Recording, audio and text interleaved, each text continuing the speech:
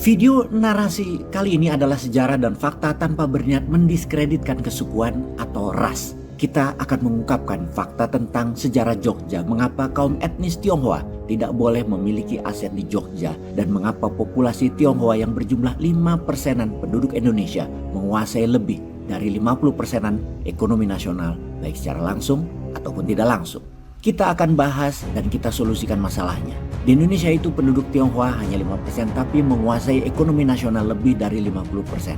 Artinya kekuatannya 10 kali lipat dari jumlahnya. Kita bandingkan dengan ekonomi Malaysia yang juga dikuasai kaum Tionghoa. Di Malaysia 60% ekonomi dikuasai keturunan Tionghoa. Namun populasi Tionghoa merupakan 30% total penduduk Malaysia, alias kalau pakai perbandingan kekuatannya adalah 1:2. Indonesia ekonominya bergantung pada keturunan Tionghoa 1:10.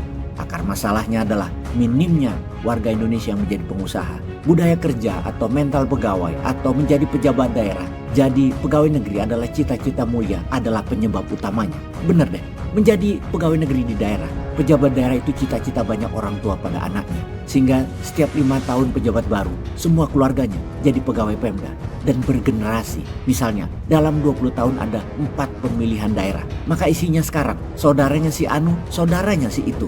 Yang banyaknya, kebanyakan tidak bisa kerja, ngopi doang sama ngomongin proyek. Didikan orang tua yang memaksa anak sekolah yang tinggi, harus mendapatkan nilai yang baik dan cari kerja dengan cepat, manut pada atasan, cepet-cepet dapat posisi tinggi, cepet-cepet dapat posisi basah. Yang enak adalah latar belakang terbesar, alasan bawah sadar manusia Indonesia lemah di sisi pengusaha entrepreneurship-nya. Ini akar masalah utama yang menjadi masalah besar. Etnis Tionghoa, sahabat-sahabat kita, penting peran mereka. Bayangkan kalau mereka tidak berambisi, tidak ngegas, ekonomi Indonesia hanya setengah dari kekuatan sekarang. Itu kalau kita melihat dari sisi lain, sisi yang positifnya. Usaha mereka merupakan 50%-an pajak pendapatan negara. Mereka juga memperkerjakan orang. Dan sesungguhnya kalau melihat fakta data ini, tantangan terbesar ada dalam diri kita sendiri yang belum membangun diri kita untuk menjadi pengusaha. Saudara kita Tionghoa tidak salah, yang kurang kita. Dalam 7 pemerintahan di sisi bernegara, usaha menyeimbangkan bahkan menaikkan agar semua orang dapat kesempatan berwirausaha. Terbukti belum pernah dipermudah. Sekali lagi, yang kita minta adalah kesamaan kesempatan, kesamaan peluang. Siapa yang rajin, siapa yang pintar, siapa yang berprestasi, siapa yang menciptakan produk unggulan, siapa yang berkarya, dialah yang paling berpeluang.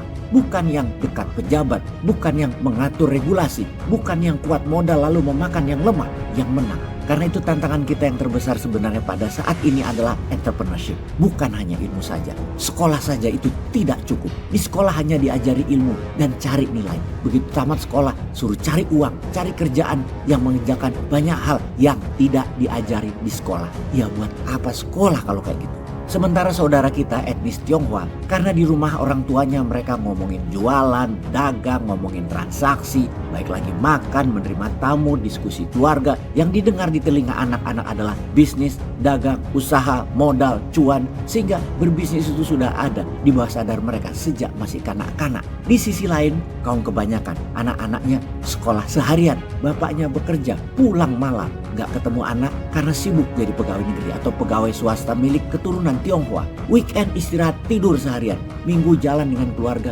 gak bicara bisnis, paling bicara politik. Ya Ganjar lah, Prabowo, Jokowi, Anies, itu paling omongan yang anak-anak banyak dengar. Kapan mereka menjadi pengusaha yang tangguh?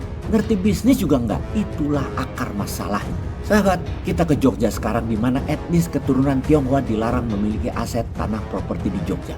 Mengapa? Bukan tanpa alasan Sultan Hamengkubuwono ke-9 melarang hal tersebut. Di tahun 1948 saat mempertahankan kemerdekaan NKRI, warga etnis Tionghoa di Jogja malah mendukung Belanda. Dan sejak saat itulah Sultan Jogja, Sultan Hamengkubuwono ke-9 mencabut hak atas kepemilikan aset tanah properti bagi orang-orang Tionghoa di Jogja. Dan ketika tahun 50-an, ketika kemerdekaan Indonesia berhasil dipertahankan, warga Tionghoa mau eksodus keluar dari Jogja. Namun Sultan Jogja dengan wibawanya berkata kepada keturunan etnis Tionghoa yang pernah berkhianat tersebut, tetaplah tinggal di Jogja. Tapi maaf, saya cabut satu hak Anda, di mana yang lainnya kalian bebas melakukan apapun. Hak yang saya cabut adalah kalian tetap tidak bisa memiliki aset atas tanah dan properti di Jogja. Dalam perjalanannya hingga saat ini, kalangan cukup, investor Tionghoa dan beberapa pengusaha papan atas etnis Tionghoa pernah menggugat aturan di Jogja itu.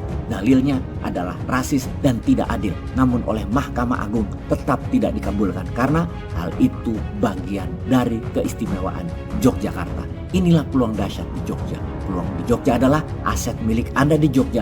Yuk kita kerjasamakan dengan para pengusaha pinter-pinter yang bawah sadarnya cuan. Kita bangun Indonesia dari Jogja agar terjadi pembiasaan belajar jadi pengusaha dari mereka yang ahlinya supaya masuk ke bawah sadar pikiran banyak putra-putri bangsa Indonesia. Peace.